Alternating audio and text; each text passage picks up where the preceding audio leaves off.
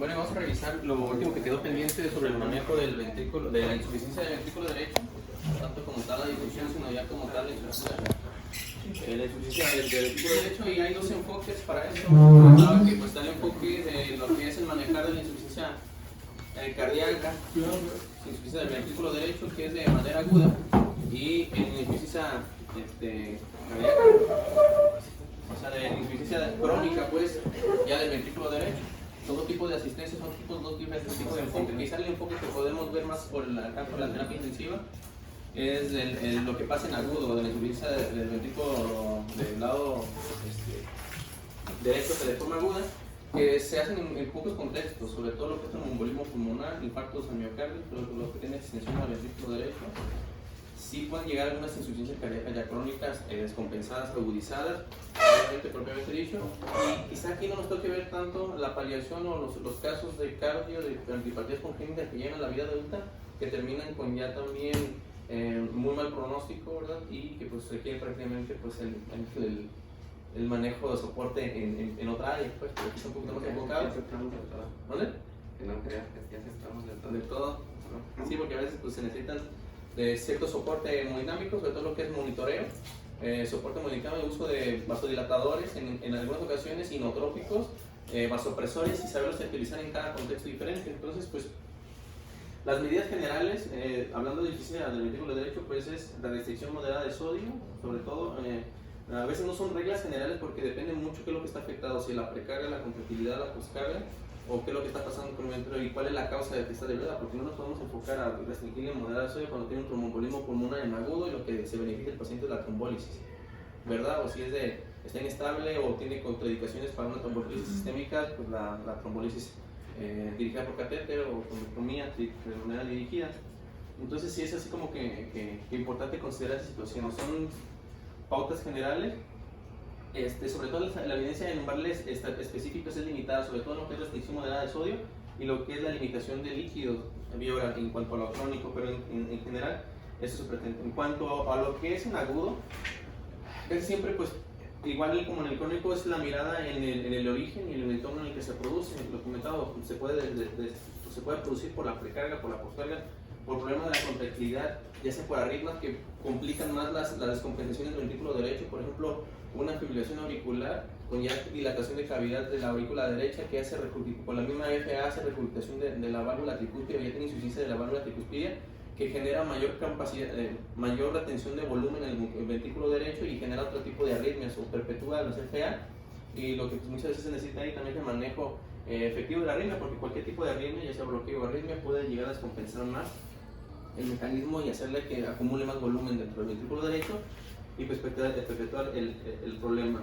Hablando sobre todo de lo que es la interdependencia ventricular, que genera más problemas mecánicos con el vein, para poder pues mantener el gasto cardíaco. Y sobre todo, todo esto de los objetivos va hacia pautas generales, ¿no? Mantenimiento de suministro de oxígeno a los tejidos, son con los objetivos generales, monitoreo de la optimización del estado de volumen.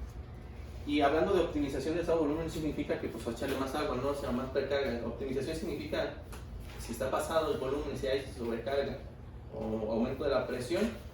En este caso, pues es desescalar, pues, utilizar diuréticos. Si está orinando, si no está orinando, pues incluso pensar en la ultrafiltración.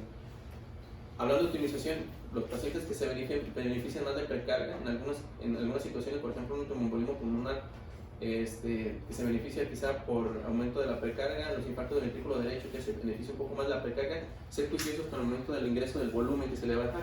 Siempre las cosas es pues, seguimiento con otros dispositivos guiados, por ejemplo, parámetros dinámicos guiados con ultrasonido y sobre todo cargas pequeñas, hasta cierto punto, porque tampoco no podemos sobrecargar el ventrículo derecho ya infartado, porque como pensamos, quizá tolera muy bien el volumen, pero poco a poco vamos a aumentar la presión general por el gasto cardíaco por echarle demasiado volumen, que también es como un punto en el cual hay que medirnos, o sea, carga y en el momento que hay que detenerse se detiene y iniciamos otro tipo de estrategia, con vasopresores o con inotrópicos, dependiendo de qué es lo que queremos mejorar y cuál es la causa. Entonces casi siempre todo eso no es como tratar la insuficiencia cardíaca en el ventrículo derecho únicamente con el soporte hemodinámico, sino estar viendo de qué se beneficia. Si el paciente está infartado y tiene extensión del ventrículo derecho y lo queremos llevar con inotrópico, siendo que consuma más miocardio, más oxígeno y lo demás, pues nos vamos a llevar acaba el ventrículo. Aún así es noble, en ese sentido, como ya vimos, como tiene menos tejido, soporta más la isquemia, pero se beneficia de la ICP. Pues, o sea, no es como estar dando demasiada vuelta, sino si tenemos una causa específica que modificar, lo identificamos que el paciente, pues, el riesgo cardiovascular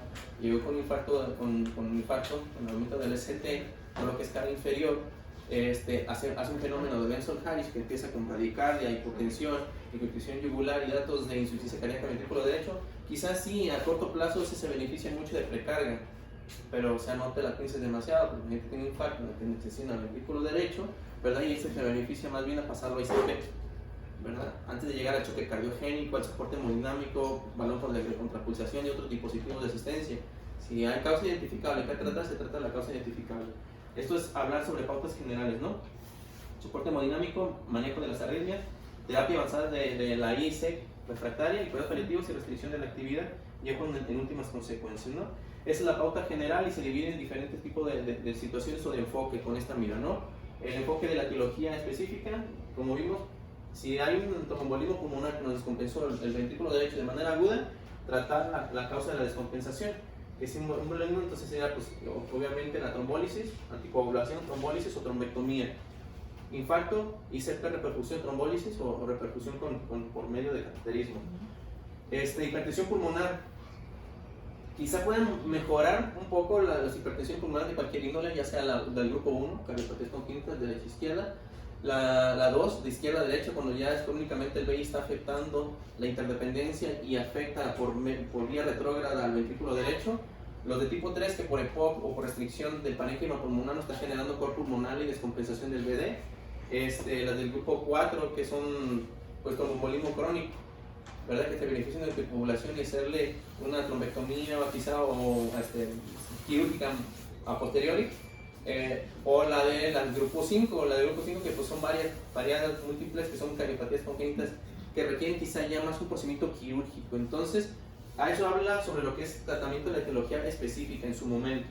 Si nos vamos a lo que es la carga, lo que es la precarga, la estabilidad hemodinámica, lo que es el mantenimiento del ritmo sinusal y tratar las desincronías y las arritmias, y obviamente el soporte ventilatorio, cada uno en su punto. El manejo basado hacia la causa de la falla del BD, ya vimos, la parte más importante del manejo de la falla del ventrículo derecho es adaptar la terapia a su causa específica. Más que tratar de darle su soporte y mantenerlo con soporte, es tratar de resolver la causa de por qué se descompensó. Si era un paciente ya crónicamente con insuficiencia del ventrículo izquierdo, ya con insuficiencia diastólica, el paciente con sobrecarga del BD, pues este paciente se va a beneficiar más y ya tiene una causa de una insuficiencia cardíaca por un infarto previo y no se está infartando de nuevo, sino que es una descompensación. Pues ahora sí, si es sobrecarga o aumento de presión, optimizar la precarga, tratando de disminuir el volumen por medio de diuréticos y vasodilatadores. A lo mejor tampoco la poscarga, pero como ya lo revisamos, cada uno tiene su tratamiento específico. Sobre todo, casi todo lo que es hipertensión arterial pulmonar, cuando se detecta ya por medio de eco, pues va a ser ahí lo importante. Entonces, si regresamos a retrospectiva, tenemos un paciente con una presentación aquí ahora de una descompensación de falla cardíaca del lado derecho, a lo que íbamos con todo lo de la exploración física, la fisiopática, relación de todo eso, porque va a ser muy importante saber qué manejo le vas a dar, a quién le vas a optimizar la poscarga, a quién sí, a quién no, quién es más de optimizar la precarga y lo demás. Y sobre todo porque a lo mejor te llega un paciente y, como ya vimos, el ecocardio, aunque depende mucho de la ventana del paciente, va a ser muy importante en la evaluación, porque eso nos va a decir si el paciente tiene un aumento de la presión arterial pulmonar, que lo tengamos que llevar a una evaluación adicional, como cateterismo, por ejemplo. Si el paciente tiene una muy mala ventana cardíaca, el paciente sospechamos de que quizá tenga una malformación congénita, además a lo mejor una endoscopía transesofágica o quizá una resonancia magnética, una cardioresonancia magnética. Eso hablo de una evaluación adicional cuando pues no se puede evaluar muy bien el contexto, pero aquí lo que es el ecocardiograma transtorácico nos puede dar mucha pauta a ver lo que está pasando con la estructura, la dilatación, la sobrecarga, el aumento de presión, las presiones de manera indirecta a nivel de las cavidades. Entonces con eso nos puede dar mucho margen para abordar qué es lo que está pasando en cada una de las causas de descompensación aguda. Cuando hablamos de optimización de la precarga, les comentaba, obviamente, si el paciente está en un estado de sobrecarga, vemos ventrículos por arriba de 4.1 centímetros, ¿verdad? Aurícula también derecha dilatada, y que vemos que lo que detectamos en el paciente es un aumento de la distensión del ventrículo, quizás se trata de sobrecarga, pero acuérdense, hay que correlacionar los choques obstructivos que se hacen por taponamiento o que se hacen, por ejemplo, por tromboembolismo pulmonar, pues ahí nos va a dar un gran diferenciamiento de una ecocardiografía a nivel del tórax. El taponamiento, pues vamos a ver la causa del taponamiento, que es, digamos, lo más típico, un derrame pericárdico. Contexto, puede ser una cirugía con radioterapia, puede ser una posquirúrgico inmediato de una cirugía de corazón abierto en el cual pues, hubiera hecho un taponamiento cardíaco. Nos va a dar rápidamente el paciente con un derrame pericárdico en agudo, que el tratamiento ahí es, obviamente, evacuar el líquido. Y lo que estamos viendo quizá en vena cava es una paciente con aumento pues, de la distensibilidad de la vena cava. Si vemos al contrario un tromboembolismo pulmonar, podemos ver un BD grande, sobre así, pletórico, ¿no? Y lo que podemos pensar ahí en ese sentido pues es descargarlo, o sea, quitarle líquido en un tromboembolismo pulmonar. Entonces hay que ser muy juiciosos, porque no el hecho de que veamos el paciente con un BD lleno, ¿verdad? Un BD distendido, pensemos que completamente sobrecarga y no estamos haciendo la correlación clínica adecuada y tenemos tumbándole la precarga a un tromboembolismo pulmonar, ya quizá hemodinámicamente inestable, que en ese caso, en ese punto se beneficia un poco más de la precarga. A eso se refiere con la optimización de lo que es el estado de volumen. Y bueno, como comentamos, se requiere pues obviamente negativizar a ese paciente, a los pacientes que tienen una sobrecarga de volumen y que es la causa de la descompensación del ventrículo derecho, y pues obviamente si está orinando con diuréticos de alta, sobre todo combinación de diuréticos, sobre todo aquellos que son altamente refractarios que llegan a combinación de clecidas más ASA a dosis más altas, o los que tienen ya cardiorrenal, que normalmente requieren mayor cantidad de diurético, o los que se requiere ultrafiltración, minimizar las transfusiones. Hablando de lo que es hemodinámicamente inestable, obviamente, si tenemos un infarto ventrículo derecho agudo o un tromboembolismo pulmonar, ¿verdad? O un estado hipovolémico, se va a beneficiar más de lo que son las cargas, ¿no? Por los ratos de carga de 200 a 300 mililitros en 5 minutos y estar evaluando la respuesta al volumen. Si no responde, hay que saber en qué momento detenerse. Esa es otra situación de monitoreo hemodinámico, ver el estado de volumen, ver la respuesta a líquidos y en qué momento paramos esto para mejorar lo que es la contractilidad, pero lo vamos a ver en otra diapositiva. Entonces, la sobrecarga de volumen generalmente se trata con terapia diurética. La ultrafiltración es una opción de pacientes con sobrecarga de volumen refractario. Evitar el agotamiento de volumen obviamente, embolia pulmonar, taponamiento cardíaco, infarto de ventrículo derecho o hipertensión pulmonar asociados a cardiopatías congénitas que dependen mucho de la precarga. Entonces, hay que ser muy cuidadosos con ese sentido. No porque vemos un BD claudicado con signos ecocardiográficos de tromboembolismo pulmonar, porque lo vemos sobrecargado, pensemos que esa es la causa de la descompensación del BD, lo tratemos con diurético y lo lleguemos a hipotensar, a chocar, a tronar, sabiendo que lo mejor es otra situación. Por eso hay que medir no solamente el BD, sino presiones, la presión pulmonar, de la arteria pulmonar, la presión, lo que nos alcance a dar por medio de parámetros indirectos el ecocardio, que es lo completo, rutinario, no solamente para irnos por el margen de la pura distensión. Y la optimización de la poscarga. Entonces, en la optimización de la poscarga, prácticamente lo que sucede después del ventrículo derecho, ¿no? A nivel de la arteria pulmonar. Hay ocasiones en las que estamos ya viendo en un contexto un paciente con una hipertensión pulmonar del grupo 3 por EPOC, por enfisema, con aumento de la presión de los tejidos y la perfusión de los tejidos, que pues obviamente ahí se requiere un tipo. Hay muy pocos casos en los cuales la hipertensión pulmonar se beneficia, no todos se benefician de los vasodilatadores pulmonares, pero los que más podemos encontrar en este contexto podemos pensar lo que sí.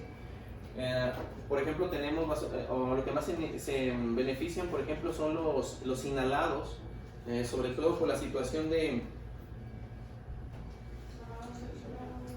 los inhalados, sobre todo porque no impactan mucho sobre lo que es no impactan mucho sobre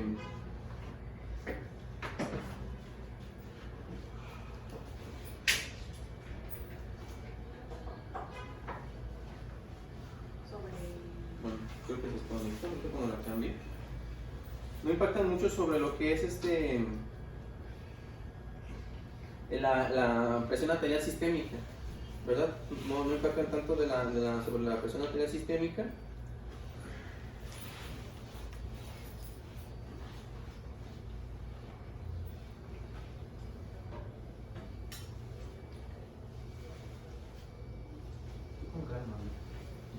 Bueno, de la presión. ¿Sobre qué? Y en ese caso, pues se mejora más lo que es la cuestión del. Están intrigados. El suspense. Fue tan explicativo como puedo, muy bien. ¿Necesitas una computadora? ¿Otra vez? Suspense. Es que Auxilios. Ahí está, solicita computadora. Acércate. Y tiene que cancelar en eso. Yo, aquí tengo el control. Gracias. Cancelar. Control invisible. Es broma.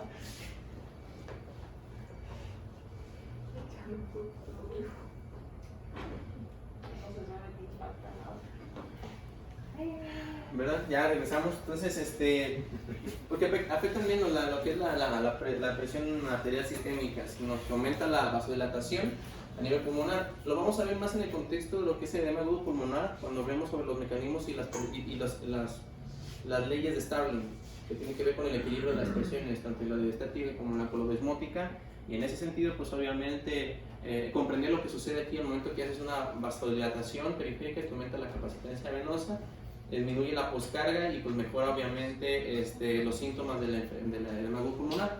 Aquí hay un efecto adicional de los diuréticos de ácido, sobre todo la furosemida, que tiene también un cierto componente vasodilatador, ¿verdad? A nivel de la capacitancia venosa, a nivel también vena cava, que permite la vasodilatación, bajar la precarga, ¿verdad? Y pues obviamente mejora ahí la situación de la congestión, que mejoran incluso antes de que orinen, mejoran los síntomas a nivel pulmonar.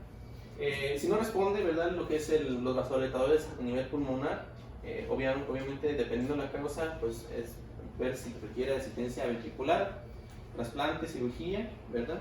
O por ejemplo la arterial septicectomía, que habla sobre todo aquello para poder liberar presiones del lado de izquierdo hacia derecho, que se hace compromiso abrir de derecho, perdón, a izquierdo, hacer una apertura en el septum para desviar la presión hacia el otro componente. La optimización de la contractilidad, soporte inotrópico, vasopresor, dependiendo de lo que se requiera en su momento. La mayoría de los contextos en cuanto a lo que es una descompensación, una disfunción de BD por impacto agudo del miocardio del lado derecho, que los que requieren de asistencia por medio de inotrópico, en lo que se lleva a la causa, en lo que se trata el choque, normalmente se prefiere lo que son los inotrópicos que aumentan tanto el inotropismo como el conotropismo. Casi siempre con dobutamina. Dobutamina también en hipertensión arterial pulmonar nos puede ayudar un poco más con el efecto vasodilatador, 2 a 5 microgramos por kilo minuto, o óxido nítrico a nivel pulmonar para ayudarnos con la poscarga, disminuir la poscarga y quitarle trabajo al BD, ¿verdad? Y bueno,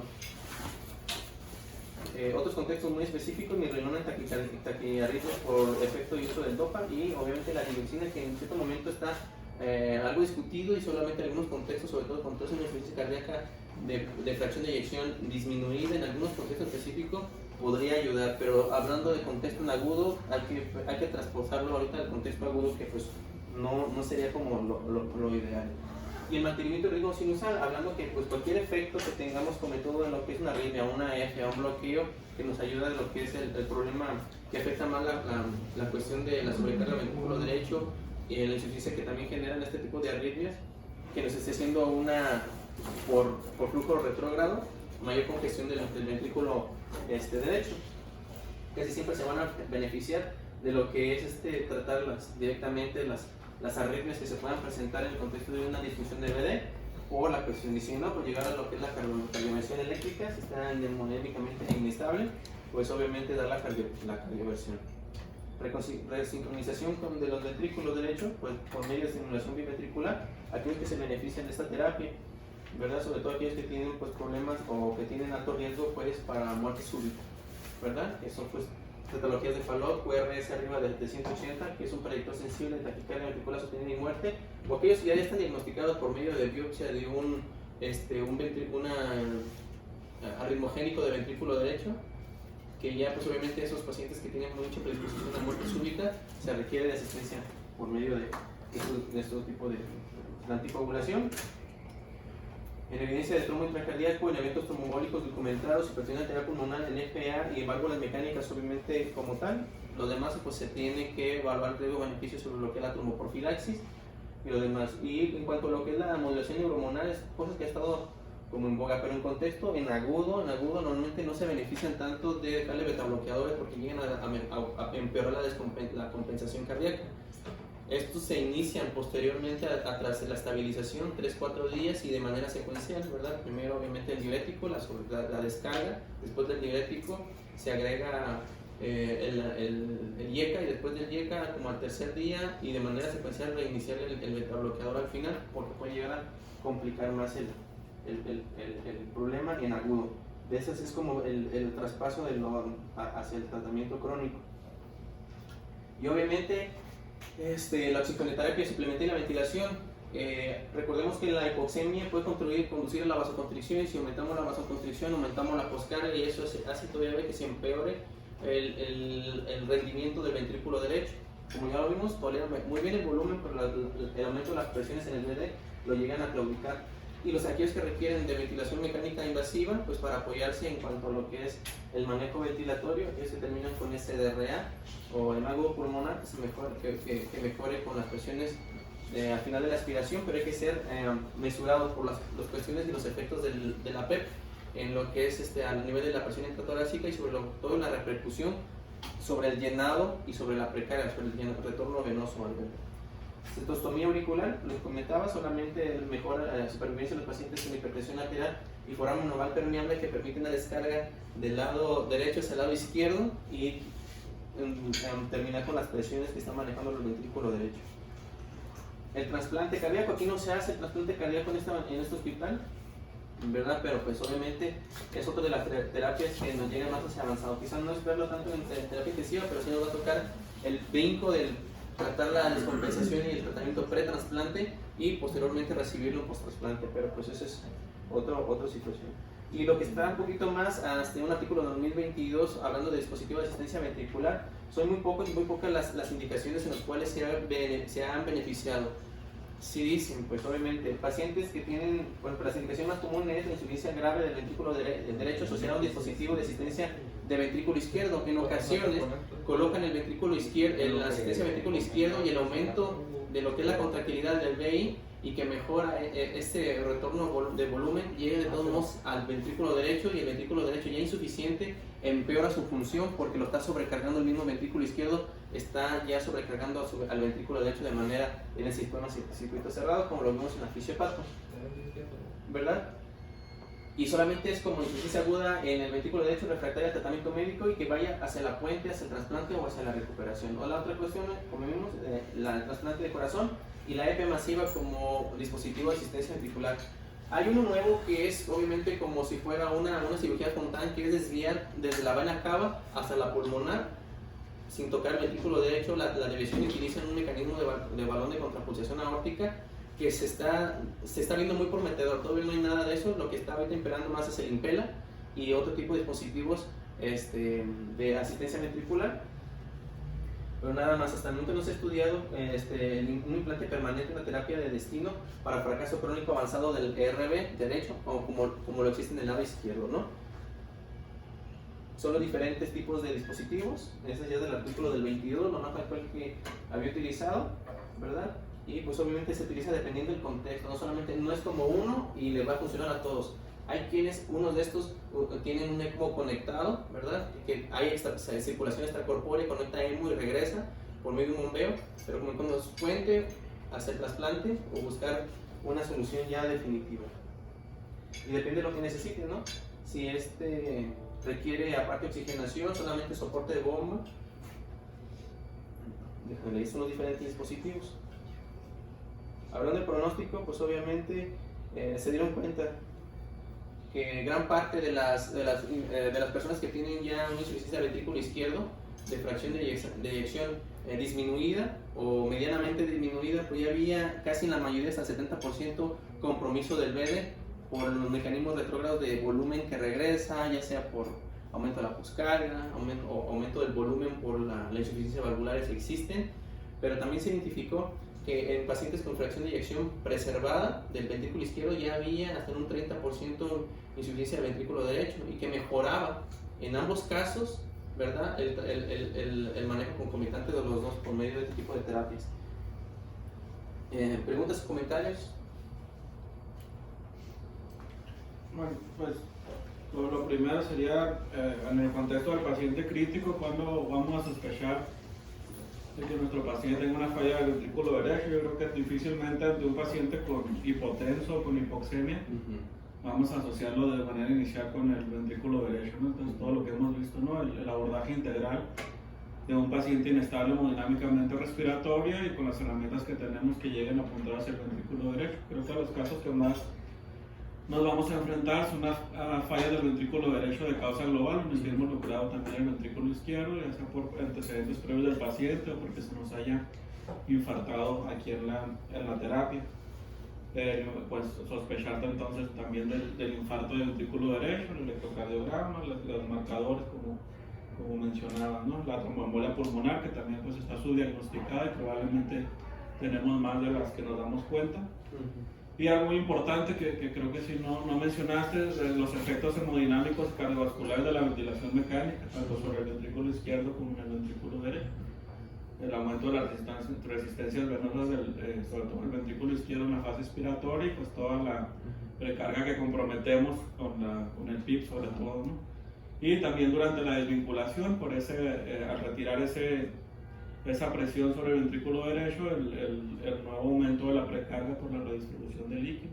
Entonces, otra recomendación es guiar tanto la ventilación mecánica como el destete con técnicas ultrasonográficas, ¿no? Incluso puedes ir titulando el PIP y a ver conforme el paciente vaya necesitando y ver en qué momento llegas a evidenciar un colapso sobre el ventrículo derecho y verlo en tiempo real, ¿no? Y lo otro es al desvincular, creo que ya lo habían comentado, pues viendo los diámetros ventriculares y los diámetros de la vena cava para ir viendo si tu paciente puede sobrecargarse e incluso ser candidato a ventilación no invasiva. Pues me parece que algo más en los casos más crónicos de hipertensión pulmonar o hipertensión pulmonar capilar, que serían los tipos de hipertensión que mencionabas, el uso de venodilatadores como inhibidores de la 5-fosfodiesterasa. Nada más recordar que no, como mencionaste, no todos los pacientes se benefician, y el indicarla arbitrariamente puede condicionar que el paciente los efectos secundarios de vasodilatación sistémica. Entonces esto casi siempre se reserva no a un evento crítico, y primero tienen que hacer un cateterismo derecho y ver si las arterias pulmonares son reactivas al medicamento, y entonces sí ya indicarlo. No sería lo que podría comentar. ¿Revisaste cuál era el punto de corte ¿De qué? que utilizaban para valorar lo de las presiones, sobre todo de la arteria, de oclusión de la arteria pulmonar? No lo recuerdo. Sí, porque todo lo que dijiste está súper bien. De hecho, creo que en el contexto de nosotros, hablando del crítico que veríamos, pues es una gran sospecha que tienes que tener ante un paciente con un winning fallido. O sea, que tenga, o mejor dicho, sospecharlo, que tenga una disfunción del ventrículo izquierdo y que contraproducentemente tenga también una falla del ventrículo derecho. O sea, una oclusión de la arteria pulmonar por arriba de 19, que es el punto de corte que toma, es un paciente que por su aumento en las presiones te puede condicionar un edema agudo, y el cual condiciona un fallo al winning. De hecho, hay muchos artículos en cuanto a desvinculación de pacientes cardiópatas o con cirugía cardíaca, que te toman en cuenta de manera invasiva lo que es valorar lo que es la oclusión de la arteria pulmonar, y en caso de que sea por arriba de 19 se vería beneficiado de uso de algún tipo de diurético, de algún tipo de nitrato. En la mayoría prefieren diuréticos como furosemida. Pero tú mismo lo estás mencionando, en la actualidad se prefiere ser lo menos invasivo, y ahorita ya contamos con el ultrasonido. En el ultrasonido te comentan bien, dijiste tú, lo de las presiones, con el diferencial entre el diámetro, pues, de lo que es el ventrículo, junto con lo que es las resistencias, pues, en general. Y hay otra forma también de valorar lo que es con el aumento de las proteínas a nivel sanguíneo, sobre todo te marcan el hematocrito. Porque aquel paciente que tiene un aumento del hematocrito durante el weaning, se sospecha que también tenga una falla del BD. Hemodilución, ¿no? Exactamente. Y asociado, por ejemplo, al aumento también del BNP, se ha visto también que hay un aumento del BNP cuando hay una falla del ventrículo derecho que condicione un weaning fallido en tus pacientes. Sin embargo, no está bien estudiado ni bien valorado. El último punto de corte que tienen es de 240. Sin embargo, como te comento, sí te aclaran que el hecho de que hay 1.000.000 de cosas que te pueden elevar el BNP a un paciente con sepsis, un paciente quemado, y que por lo tanto no se puede utilizar como un método predictor. De hecho, tiene un valor predictivo negativo. El más lo utilizan como negativo, tiene un valor predictivo negativo, pero no como positivo. Sí. Como positivo te marcan más bien lo del aumento del hematocrito, el aumento de la presión de la arteria pulmonar, o la diferencial entre el ultrasonido de las distensiones que tienen en las cámaras cardíacas. Y del manejo que comentó ahorita de furosemido, de nitratos, los nitratos ya no están recomendados en la última actualización que salió del año pasado. En esa actualización mencionaron, dos ensayos clínicos aleatorizados en los cuales no se vio que había una evidencia de que los nitratos sean superiores a la furosemida para el... Sí, de hecho, bueno, tu tema que vamos a hablar, esos dos estudios compararon furo versus nitratos y vieron que un furo pues era más rápido y sea mejor, nitratos pues no eran superiores. Sí. Las reacciones que estaban comentando eran los inhibidores de la fosfodiesterasa, una que se llama Naloxona o Naxona, algo así. No sé si lo vieron. De lo que dijiste está bien, nada más, pues son muchos, ¿no? Tuviste muchos. Muchas causas sobre todo para poder... No, sobre todo para valoración hemodinámica, pues. Sí. O sea, del eco es un mundo, pues, y muchos muy específicos, sobre todo el que te complementó por la vez pasada. De manera inicial antes era como una meta arbitraria que decían, de hecho libros viejos dicen que llevar a metas de PVC arriba de 15 en tu manejo de las cargas de líquidos, ¿no? En lo que mejora tu BD. Pero ahora lo ideal es estar midiendo la presión como tal de auricular derecha de manera no invasiva, pues con el eco. Ya ahí le estimas, ¿no? Con tu vena cava o tu distensibilidad, que te habla más del volumen telediastólico del BD y te traduce más un poquito más cómo estás apretando. No sé si leíste o agregaste algo de ¿cómo se llama? Se me olvidó el término. De lo que habló Alemán la clase pasada. Se llama... ¿El papi? Eso, lo que ibas a decir. La papi es otra. El acompañamiento ventricular arterial. Yo busqué igual que apareciera en mayoría lo hacían como por resonancia, pero es parecido a como vemos la confianza, pues nada más que esto es de la elastancia, pues, que de la sobrecarga, que tanto límite tiene el BD, porque es en tiempo, ¿no? Lo que más afecta es en tiempo. Sí. Sobre todo el tiempo que esté sobrecargado ese volumen, para que ya incremente bastante la presión. Y lo hacen con lo que es el índice de rendimiento miocárdico, sobre todo en los tiempos de volumen, de lo que es el tiempo isovolumétrico, que tiene que ser corto en el BD, al tiempo de fuera de isovolumétrico, que es con las relaciones que vemos esto de E sobre A y E sobre E, que es lo que tiene un poquito mayor, mejor como que rentabilidad en el momento del diagnóstico. Sí, porque ahí estás viendo la elastancia ventricular y la arterial, pues, y ahí ves la contractilidad y la poscarga. Entonces, de hecho, lo que tú decías es muy importante, estar hablando en qué momento la poscarga pues ya está vencida en el BD y ver que tú la mejores o que reduzcas, ¿no? Sobre todo ese incremento de presiones, pues. Y lo de la PAPI, que pues ya había hablado, ¿cómo se llama? De que también es un marcador, sobre todo que se activa más en infarto del BD, ¿no? Como tal, con extensión del BD. Bueno, dentro de eso nada más para comentar lo que dijo el doctor, de lo de la PAPI, que se vio que los pacientes, los pacientes en que está pegando muy fuerte la iniciativa para el choque nacional para el choque cardiogénico, ¿no? Que empezó el DITROC, que había mencionado en mi clase, los pacientes que tenían choque cardiogénico y se detectaba falla de ventrículo derecho les iba peor, pero tenían una mejor, una mejor evolución dentro de la alta mortalidad que tiene ya el choque cardíaco en sí, con soporte mecánico del ventrículo derecho, pues el PLRP, lo que mencionaste tú, ¿no? Muchos, el ECPELA, LAVA, ECMO. Entonces, ¿cuál todavía pues es muy pronto, ¿no? No pueden recomendar alguno, depende del instituto y lo que tengas disponible. Y la otra cosa que se me hizo interesante también, pues que lo que decía Alexis, ¿no? Que el óxido nítrico inhalado, el sildenafil, todos esos, no solo están recomendados también en comparación con la furosemida, sino porque se ha visto que cuando las presiones de llenado del ventrículo izquierdo son elevadas, pues pueden condicionarte edema pulmonar. Entonces, pues tienes... y lo último también, es que también vi que ahorita que está muy de moda en Estados Unidos, pues lo de la raza y todo eso, el racismo en la medicina y todo ese tipo de cosas. La raza. ¿De qué hablas? No, La etnicidad. Decían, sacaron un estudio que se me hizo interesante, que los pacientes con choque cardiogénico causado por elevación del infarto, por el infarto con elevación del ST, vieron cuál era la distribución por etnias y sacaron que tanto en hombres como en mujeres, los hispanos somos los que más tenemos falla del ventrículo derecho en los infartos, en los choques cardiogénicos siempre a la punta de la...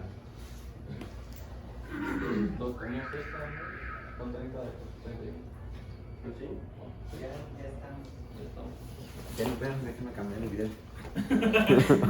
Si no, no pueden ser dos en el